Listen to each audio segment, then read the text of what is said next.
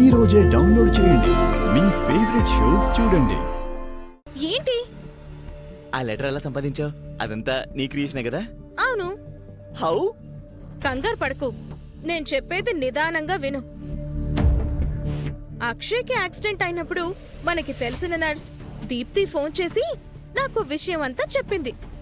అప్పుడు నేను దానికి ఏం చెప్పానంటే, చెప్పింది చేస్తాను, ఏం చేయమంటావు? నువ్వేం చేయాలంటే అక్కడున్న సత్యగాడితో ఓ ఆటోగ్రాఫ్ తీసుకోవాలి. ఆటోగ్రాఫా? ఆయనేమైనా సినిమా హీరోనా, సీరియల్ హీరోనా?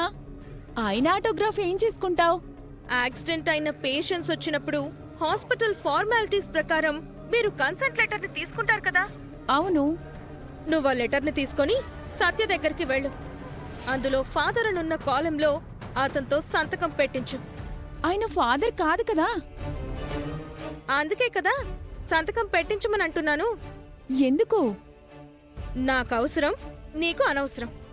అది నువ్వు చేస్తేనే నా దగ్గర నుంచి నీకు బహుమతి అందుతుంది. ఓకే, ఇప్పుడే ఆ పని చేస్తాను. పనవగానే ఆ కాపీ పంపిస్తాను. Okay, done. డబ్బుతో కాని పనులు ప్రపంచంలో ఏముంటాయి? అందుకే నేనిస్తానన్న గిఫ్ట్ కోసం ఆశపడి ఆ పని చేసింది. సార్, సిస్టర్, పేషెంట్ కండిషన్ కొంచెం సీరియస్గా ఉంది కదా. హాస్పిటల్ రూల్స్ ప్రకారం మీరు ఈ కన్సెంట్ లెటర్ మీద సంతకం చేయాలి. మిగిలిన వివరాలు నేను రాసుకుంటాను. సరే, ఇటివ్వండి.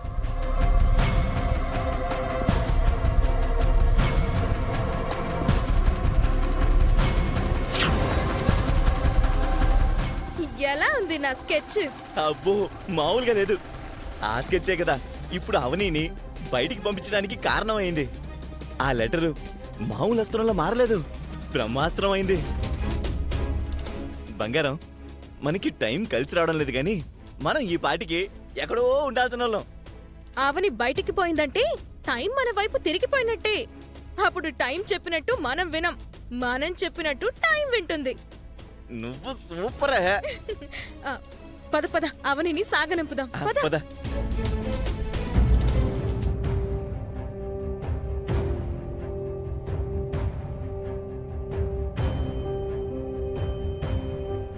వెళ్ళిపోదాం అమ్మా, మనం ఇంకే ఇంట్లో ఉండొద్దు.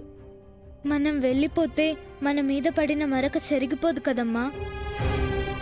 ఉంటే మాత్రం జరిగిపోతుందా? ఉండి పోరాడదామమ్మా. ఉంటే అది పోరాటం అవ్వదమ్మా.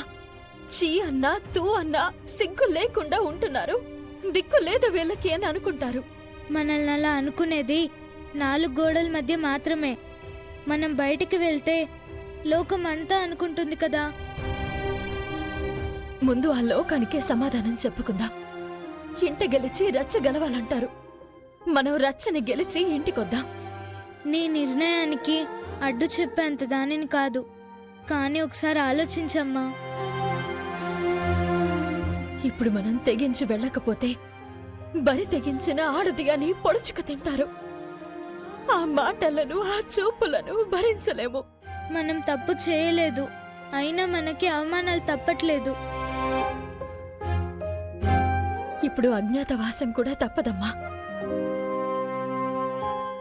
7 సంవత్సరాలు నీకు దూరమయ్యి నేను, నాకు దూరమయ్యి నువ్వు బ్రతికాం. ఇప్పుడు ఇద్దరం ఒకే చోట ఉండి పోరాడదాం. నా భర్తకు నేను బుద్ధి చెప్తాను, నీ తండ్రికి నువ్వు బుద్ధి చెప్పాలి. మనిద్దరం ఈ కుటుంబానికి బుద్ధి చెప్పాలి. ఇంకొక్క నిమిషం కూడా మనం ఇంట్లో ఉండొద్దు.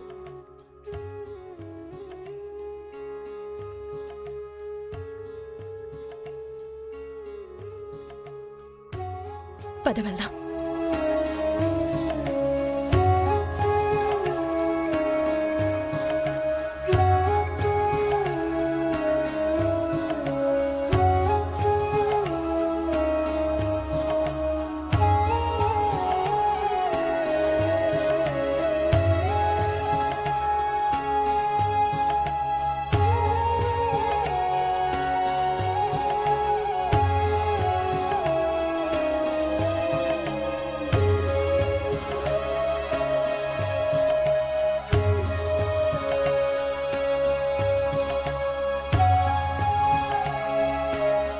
ఇంకా మీరు ఎంత సింపతి ఫేసులు పెట్టినా ప్రయోజనం లేదు.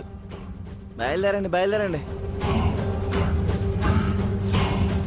ఇక ఈ నాటితో ఈ ఇంట్లో అవని చాప్టర్ క్లోజ్ అయినట్టే. మీరు వెళ్తుంటే బాధగా ఉంది, కానీ తప్పు చేసిన వాళ్ళకి పనిష్మెంట్ తప్పదు కదా. తల్లి కూతుళ్ళు ఎంతకాలం మమ్మల్ని సాధించుకు తిన్నది వేధించుకు తిన్నది చాలు. ఇంకా బయలుదేరండి తల్లి.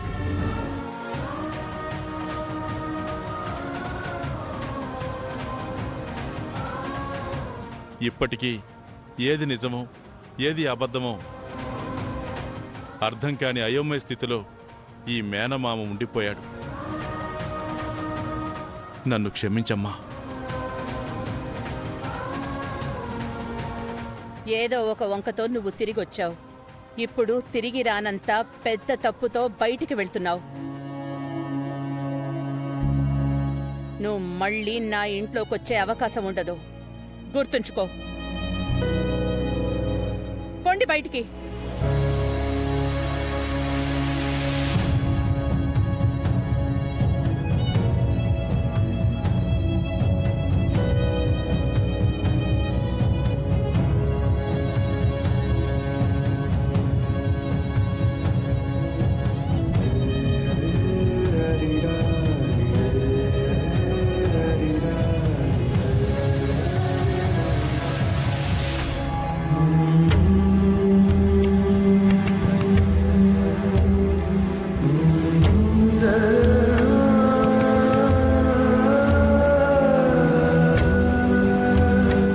ఈ సమయంలో సుజాత వచ్చినా బాగుండేది.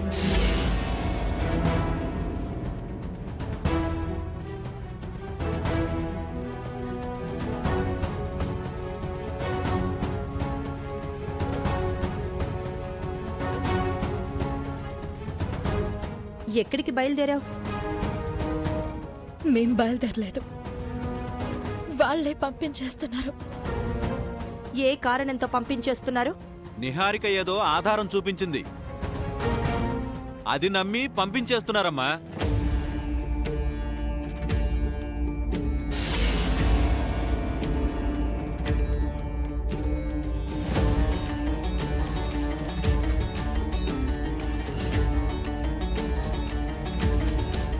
ఇదిగోండి ఆ లెటర్.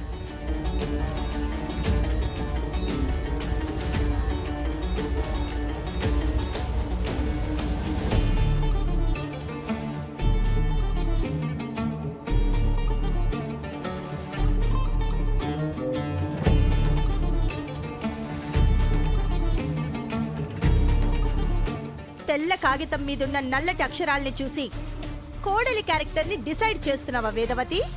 అది మాత్రమే కాదు, నా కళ్ళతో నేనెన్నో చూశాను.